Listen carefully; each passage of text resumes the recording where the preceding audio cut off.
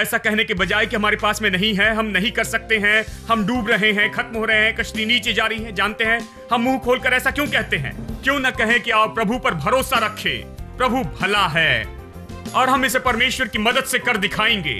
प्रभु की स्तुति हो, प्रभु हमें झुकने नहीं देगा, प्रभु हमें नहीं छोड़ेगा, नहीं त्यागेगा। ये मुंह से क्यों नहीं निकलता? क्योंकि शैतान जानता है ये स्वर्ग की आग नहीं चाहता है, वो निश्चित करना चाहता है कि वो नरक की आग वाले शब्द हम बोले।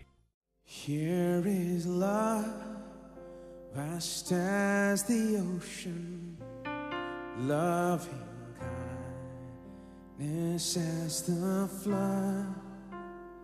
When the Prince of Life our ransom shed for us His precious blood.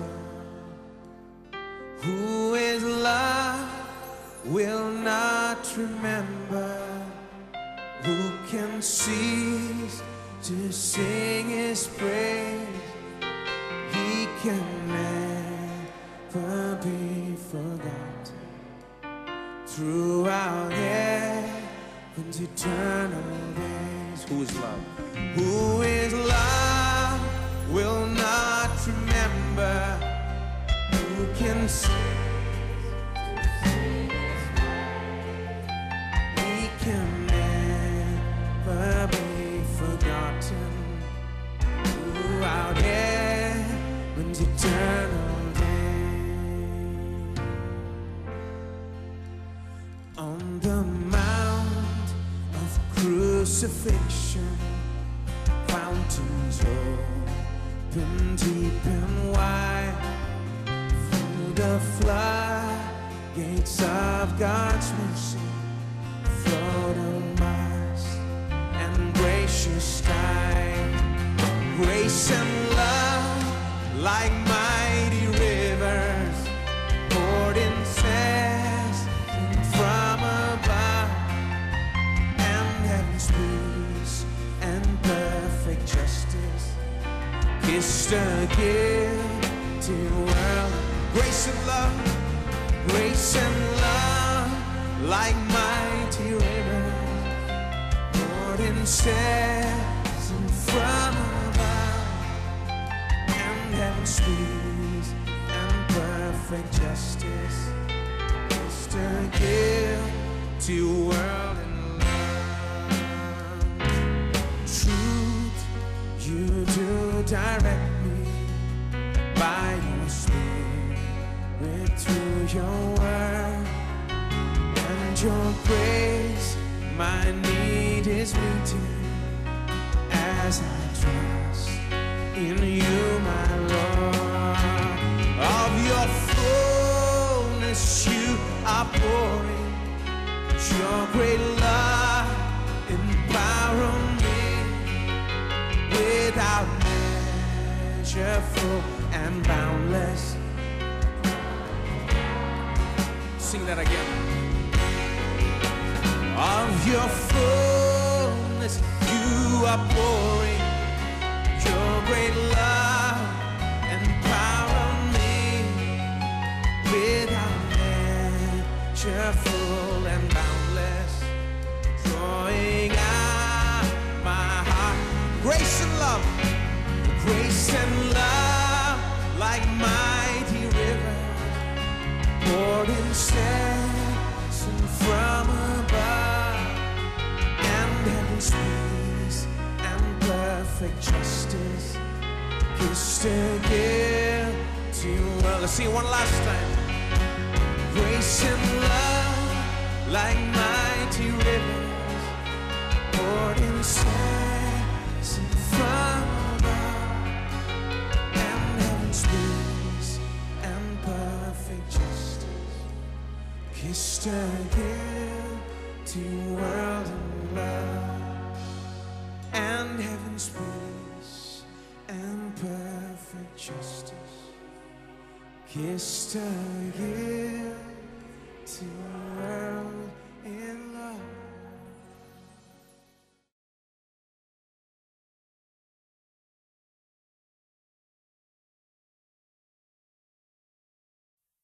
आपके ऊपर कुछ ऐसा है जो आप नहीं देख सकते हैं, आपको विश्वास करना है। विश्वास करना कि आप आशीषित हैं। आपके सिर से लेकर आपके पैर तक आपके ऊपर में ऐसा कुछ है जिसे जिसे आशीष कहते हैं, जो एक सामर्थ है, एक योग्यता है, अभिषेक है। आपके अंदर सामर्थ है। आप परमेश्वर के द्वारा योग्य बनाए गए हैं। कलवरी के क्रूस के द्वारा आप योग्य बनाए गए हैं कि विजय में चल सके। आप योग्य हैं कि एक आशीषित व्यक्ति हो सके। आप आशीष को लेकर चलते हैं। तो मैं आपसे कहता हूं कि आप केवल लहू और मांस ही नहीं हैं। आप केवल मांस, लहू और हड्डी ही नहीं हैं। मैं इसे कहता हूं क्योंकि किसी ने मुझसे कहा, हम कौन है भाई, हम तो बस मांस के व्यक्ति हैं, बस यही। मैंने कहा, भाई हाँ, मैं तो केवल मांस हूं, किसी के पास दूसरों से ज्यादा है। इधर उधर लटकते हुए बाहर निकलता। हाँ, मैं मांस हूं, हाँ मैं लहू हूं, मैं हड्डी हूं, लेकिन मेरे पास कुछ और है जो कभी नहीं समझ सकते हैं। जब तक कि तुम ये न जानो कि पौलुस क्या कहता है, जब तक तुम प्रकाशन को न देखो कि गलातियों 3:13 क्या कहता है, तुम खुद इसे कभी नहीं देख सकते। मैंने कहा कि आप केवल शरीर, मांस और लहू ही नहीं हैं, आप आशीषित हैं। यीशु मसीह के द्वारा आशीषित हैं। तो आशीष के लिए प्रार्थना मत कीजिए, आशीष के लिए मत रोइए, आशीष के लिए भीख मत मांगिए। आप आशीषित हैं, इस पर विश्वास करना शुरू करें। जब आप अपने घर से बाहर निकलते कि अपनी चुनौतियों का सामना करें, अपने जीवन की समस्याओं का सामना करें, अपने कस्टमर्स से मिले, अपने क्लाइंट्स से मिले, आप एक आशीषित व्यक्ति के समान जाकर उनसे मिले। अपने घर से निकले कहे मैं आशीषित हूं, अपने ऑफिस में जाए कहे मैं आशीषित हूं, अपनी जगह पर बैठे कहे मैं आशीषित हूं। ये जानते हुए अपना मुंह खोलकर कहे कि मैं आशीषित हूं, कि आप में यह सामर्थ है जिसे कोई नहीं देख सकता, लेकिन जिसे आप जानते हैं कि आप विश्वास करते हैं कि आप आशीषित हैं। हेलो। जब आपके पास कोई आकर यह कहता है कि ओ हमारे ऊपर कोई श्राप है, तो उन्हें बस एक गर्म कॉफी दे और पीने में वो बिजी होंगे, और इस बीच में उन्हें कुछ बिस्किट दीजिए ताकि मुंह न खोल सके। क्योंकि बाइबल कहती है जो कुछ मन में भरा होता है वही बाहर निकलता है। भला मनुष्य मन के भले भंडार से भली बातें निकालता है, बुरा मनुष्य मन के बुरे भंडार से बुरी बातें ही निकालता है। जब वो ऐसा कहे तो उसे कॉफी पीने में बिजी रखे, और जब वो खत्म करे तो वो कहे मैं तुम्हारे लिए प्रार्थना करूंगा, आप कहे मैं आपके लिए प्रार्थना करूंगा, और आप उन पर प्रार्थना करें, आशीष की प्रार्थना करें, और सबसे पहले आप उन्हें वहां से निकाल दें। हर रोज ऐसा ही होता है। लोग बैठकर सोचते हैं कि कैसे हम पर श्राप आया है, ये मुझ पर लटका हुआ है, कैसे दुष्ट आत्मा हमारी चीजों पर बैठी है, वहां पर सूटकेस के पीछे में जाकर छिपी हुई है। जब मैं कहता हूं हम आशीषित हैं, तो यह मानना बहुत मुश्किल होता है। क्यों? यह बाइबल है, बाइबल कहती है कि हम आशीषित हैं। मसीह हमारे लिए श्राप बना, क्योंकि ऐसा लिखा है कि जो कोई काट पर लटकाया जाता है वो श्रापित है, ताकि अब्राहम की आशीष अन्य जाति पर आ जाए। जो कोई भी अब्राहम की आशीष हो, अब्राहम की आशीष क्या है? आदम की आशीष है। जो भी आदम पर आशीष थी वही तो अब्राहम पर आ गई थी। आदम की आशीष कौन सी थी? कि फलवंत हो और बहुगुणित हो और पृथ्वी को वश में कर लो और अधिकार रखो। सब कुछ यदि एक साथ जोड़े तो बस यही है कि सफल हो जाए, विजयी हो जाए, ऊपर में रहें, और सच में ऐसे व्यक्ति होकर जिए जो प्रभु के द्वारा सामर्थ पाया है। आशीष का यही तो अर्थ है कि ऐसा करने के लिए आपके पास सामर्थ है, आपके पास इसकी सामर्थ है। वही तो इब्राहिम की आशीष है। यही आशीष आप पर भी है। क्या आपने सुना? इस पर विश्वास करना मुश्किल है, लेकिन मैं कहता हूं इसे कहना चाहिए और विश्वास करना चाहिए। और कई बार जब मैं अपने बिस्तर पर बैठता हूं या लेटता हूं तो मैं कहता हूं प्रभु की स्तुति हो, मैं आशीषित हूं, प्रभु का धन्यवाद, मैं आशीषित हूं। जब मैं उठता हूं तो मैं कहता हूं मैं आशीषित हूं, आशीषित हूं। मैं विश्वास करना शुरू करता हूं कि मैं आशीषित हूं। देखिए यही तो बात है। हजारों आवाज मुझसे कहती है कि मैं गलत हूं, लेकिन मैं कहता हूं मैं आशीषित हूं, क्योंकि वचन कहता है कि मैं आशीषित हूं। परमेश्वर का वचन कहता है कि मैं आशीषित हूं। यह तो वो अनदेखी चीज है जो मुझ पर आई है, योग्यता जिसे परमेश्वर ने मुझे यीशु मसीह के द्वारा दिया है। देखिए ये कुछ खास चीजें केवल मेरे ही ऊपर नहीं है, ये हर एक के ऊपर है। इब्राहिम की आशीष, योग्यता आज हर एक विश्वासी के ऊपर है। अब मैं इसे नहीं पढ़ूंगा, मैं इसे बस ऐसे ही बताऊंगा क्योंकि तभी आप इसे समझ पाएंगे कि मैं क्या कह रहा हूं। अब यही तो लोगों के लिए है, आशीषित लोगों के लिए है। अब्राहम की आशीष इसहाक पर आई, याकूब, फिर यूसुफ, फिर इजरायली लोगों पर आई। इस्राएल के लोग आशीषित लोग थे, ये अब्राहम की संतान थे। वो तो इब्राहिम की संतान थे, वो आशीषित थे। लेकिन वो मिस्र में वो गुलाम थे, वो मिस्र में गुलामी में थे। जानते हैं, इन लोगों के पास सब कुछ था। वो आशीष पाए थे परमेश्वर की ओर से, और इस योग्यता के कारण वो दूसरे देश में वहां पर के स्थानिक लोगों से ज्यादा अच्छा कर रहे थे। ये लोग विदेशी थे, वो उस देश में जाकर रहने लगे थे। 70 लोग मिस्र में आए थे, और जल्दी ही वहां की अर्थव्यवस्था अब इन लोगों के हाथों में आ गई थी। अब्राहम के लोगों के पास यूसुफ के दिनों में 70 लोग आए थे। यदि हम अध्याय 1 पढ़ते हैं तो ये कहता है ये बहुगुणित हुए और ये बढ़ते गए, बलवंत हो गए। इसका मतलब है कि इनके पास में अर्थव्यवस्था की सामर्थ्य थी, इनके पास में सामर्थ्य थी, उनके हाथ में पूरा देश था, सब कुछ उनके हाथों में था।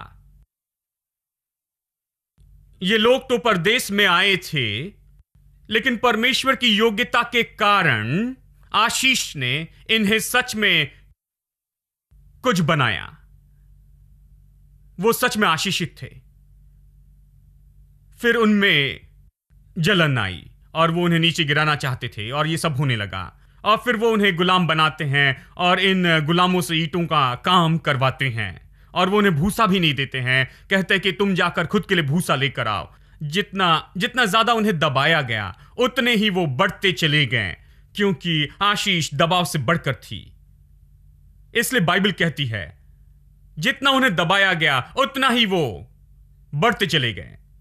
वो उन्हें दबा नहीं पाए, क्योंकि आशीष उनके लिए काम कर रही थी। लेकिन उन लोगों को इसका कोई अनुमान नहीं था, उस आशीष का जो आशीष उन पर थी। इसलिए वो ऐसी दशा में थे। और फिर एक दिन आता है जब उनके पास का सारा सोना चांदी और सब कुछ चले जाता है, और वो गरीब हो जाते हैं। वो शक्तिशाली थे, और मूसा, परमेश्वर एक प्रचारक लाता है, मूसा, और वो क्या प्रचार करता है? वो कहता है कि जाओ और अपने पड़ोसी से जाकर सोना और चांदी मांगो। यह किस तरह का प्रचार हुआ? यह प्रचार इस तरह कहता है कि शैतान ने जो छीन लिया था, परमेश्वर ने जो अधिकार तुम्हें दिया था, अब तुम्हें वो अधिकार शैतान से वापस लेना है। यही तो प्रचार था। ये नए नियम का समय है, तो मानो प्रचारक आकर ये कहता है कि हे शैतान तुम्हारे जीवन में आया, और पाप के कारण वो तुम पर दबाव रखा है और तुम्हें खाली कर दिया, शक्तिहीन कर दिया।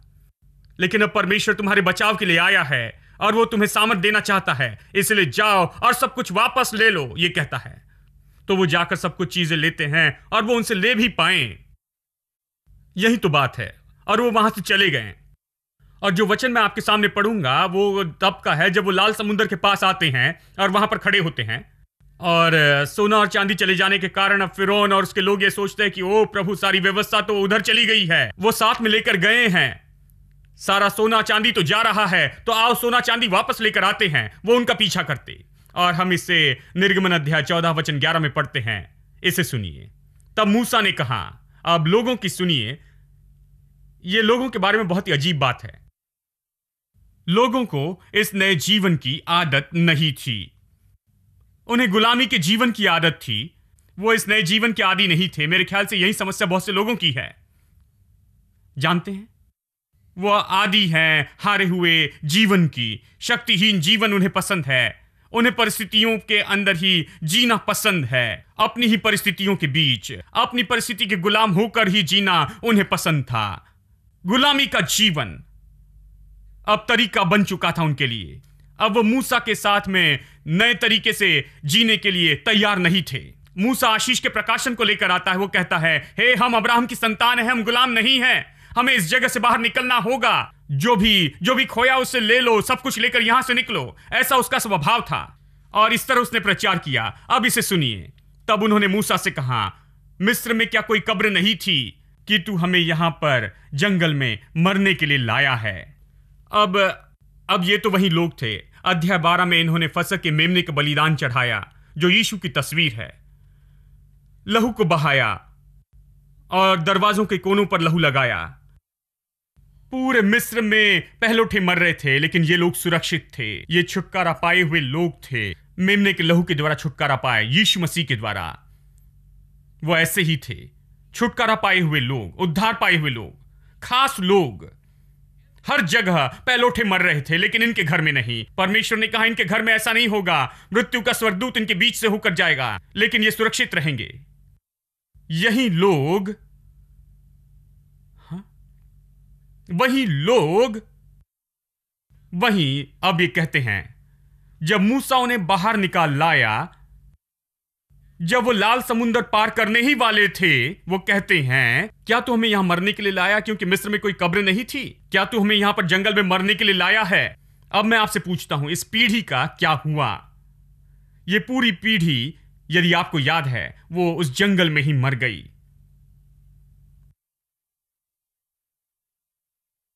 आप कहेंगे कि ये कैसे जंगल में मर गए? क्योंकि उन्होंने ऐसे कहा था और यही विश्वास किया था। अपने सफर के पहले दिन से ही उन्होंने शुरू कर दिया। अपने सफर के पहले दिन से ही, शुरू से ही उन्होंने पहले दिन से यह कहना शुरू कर दिया, मैं कहता हूं, उन्होंने कहा, क्या तू हमें यहां पर मरने के लिए लाया है? क्या मिस्र में कोई कब्रें नहीं है?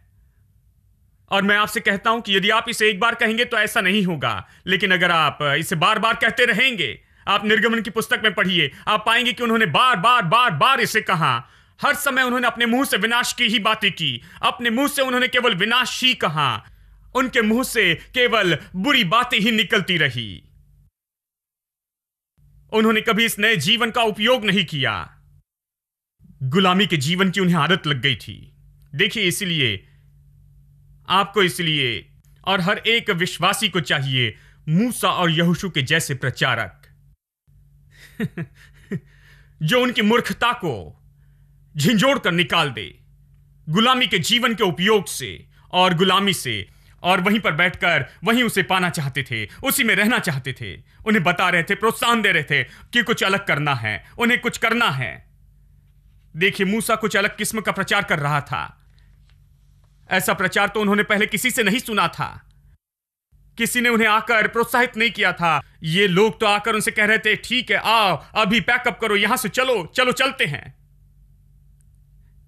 इसे सुनिए, तू हमें मिस्र में से निकालकर यहां जंगल में क्यों लाया है?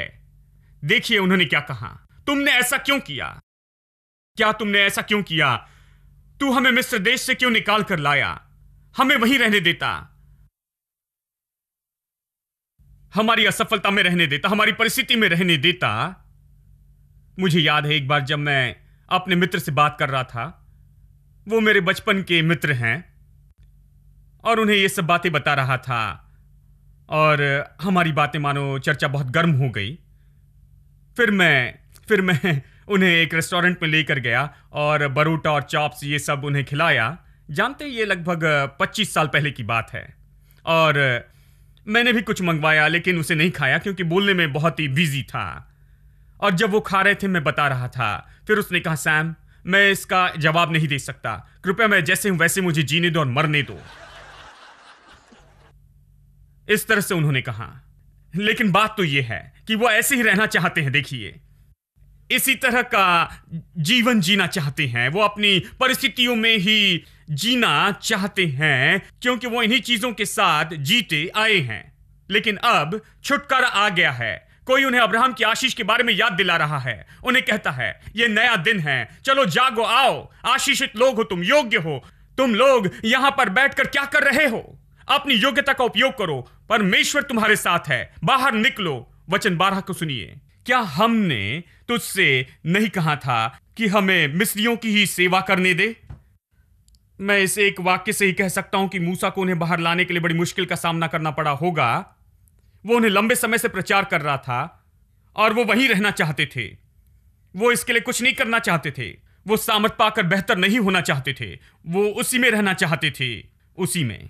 और यह अच्छा होता कि हम जंगल में मरने के बजाय मिस्रियों की सेवा करते और वहीं पर मर जाते। फिर वो ये बात बार बार कहते हैं।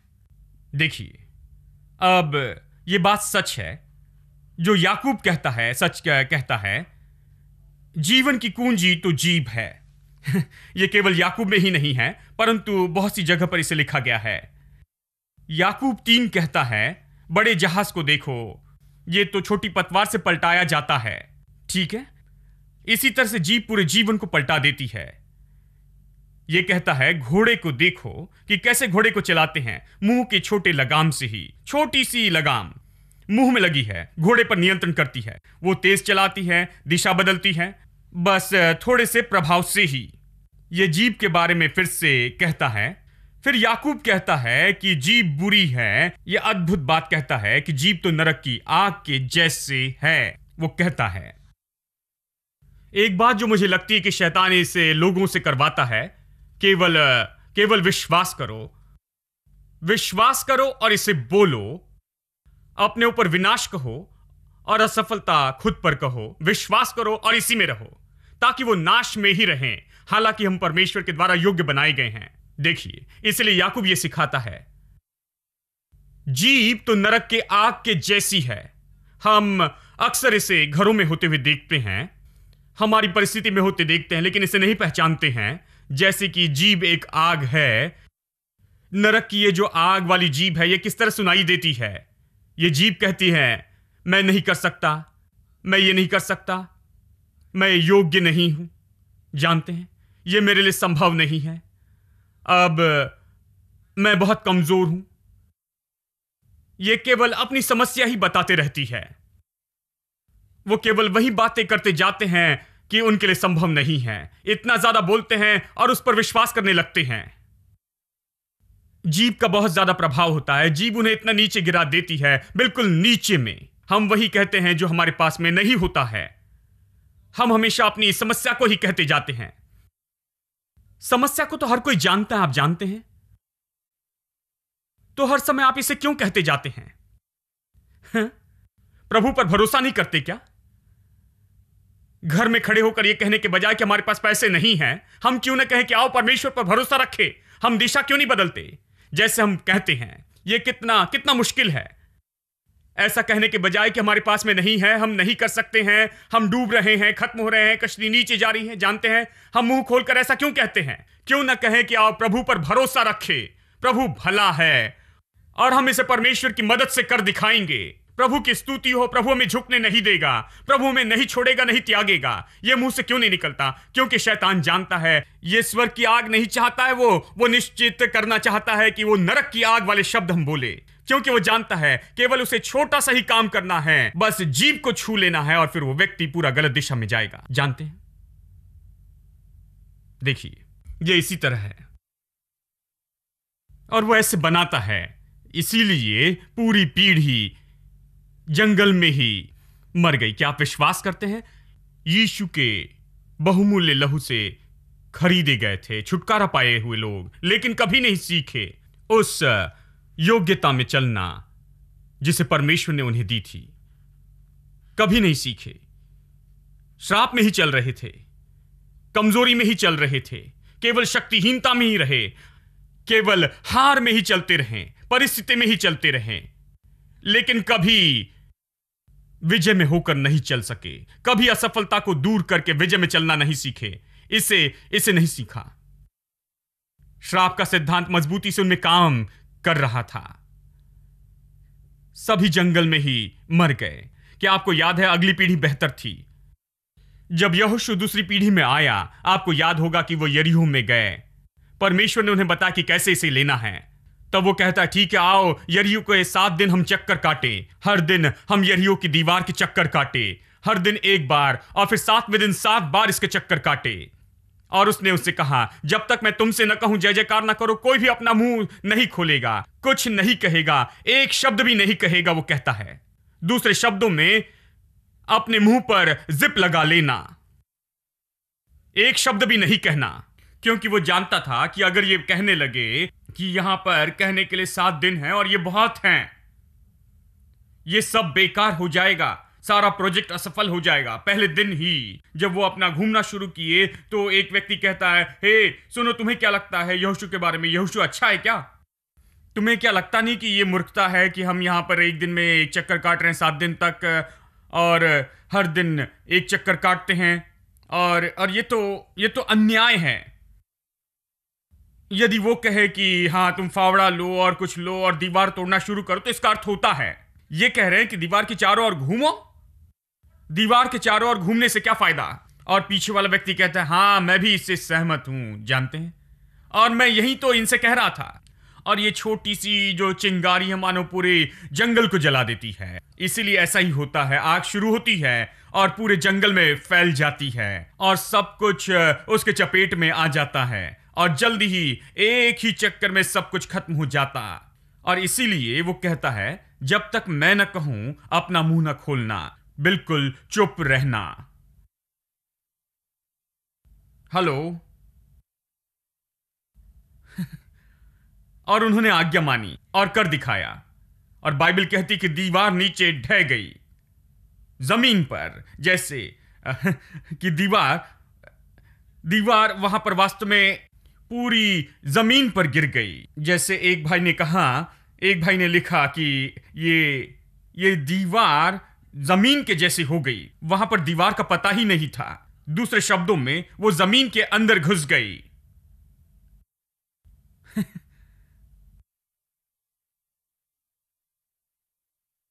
उन्होंने सीखा, उन्होंने कहा हे हम अपने पिता के समान नहीं मरना चाहते उनके जैसा नहीं होना चाहते। आओ हम आशीष में चले, आओ सीखे कि हम इसे कैसे करना चाहिए। आइए हम इसे बर्बाद न करें। जानते हैं हम इतनी दूर से आए हैं, अब तक यहां पर पहुंचे, आओ इसे इस समय हम कर दिखाते हैं। और इसे कर दिखाया। Lord, I lift your name. Lord, I lift your name on high. I love to sing your praises. Lord, I love to sing your praise. I'm so glad you're in my life. I'm so glad you're in my life. So glad you came to save us. I'm so glad you came to save us. Lord, I lift your name. Lord, I lift your name on high. I love to sing your praises. Lord, I love to sing your praise. I'm so glad you're in my life. I'm so glad you're in my life. So glad you came to save us. So glad you came to save. You came from heaven to earth. You came from heaven to earth to show the way. From the earth to the cross, my debt you paid. From the cross to the grave, from the grave to the sky. Lord, I lift your name on. You came from heaven to earth to show the way. From the earth to the cross, my debt to pay. From the cross to the grave, from the grave to the sky.